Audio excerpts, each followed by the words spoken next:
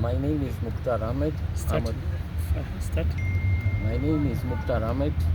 I'm a director of Cancer Investments Limited, which was registered in 1989. In the month of July 1992, I bought a property in Runda, July 1992, which has been taken over by hooligans associated with Robert Alai. On 31st March of 2025, I found Robert Alai on my property and he chased me away from my property. Immediately I talked to my lawyers and we filed a suit. The property is charged to a bank. It has got charges totaling 110 million shillings, which still stay outstanding. Immediately after filing the suit, we got injunctive orders, and up to today, from 19th May up to today, Robert Alai has failed to honor the orders. So I request the government to help me to evict Robert Alai.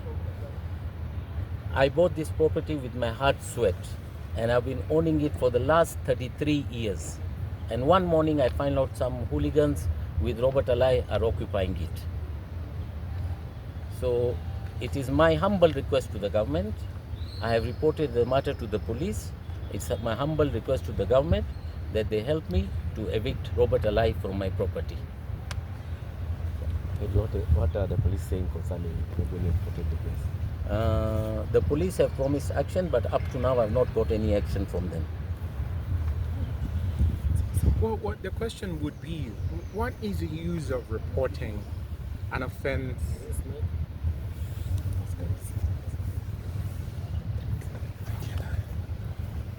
The object of the law, as it subsists in the National Police Service Act, is that every citizen, every person, has a right to report an offense to the police. It's documented. If there is an assault, like he was assaulted in the defense of his property, if there is a malicious damage to the property, like there was a malicious damage to the property, someone breaks the gate to gain access, there is something called forcible detainer. Forcible detainer is when you enter into someone's property and want to remain there. And by the way, I should say this: anybody who defies an order of the court issued by the ELC, the Environment and Land Court Act, under Section 19 thereof, you are liable to be imprisoned over and above the fine of 20 million shillings.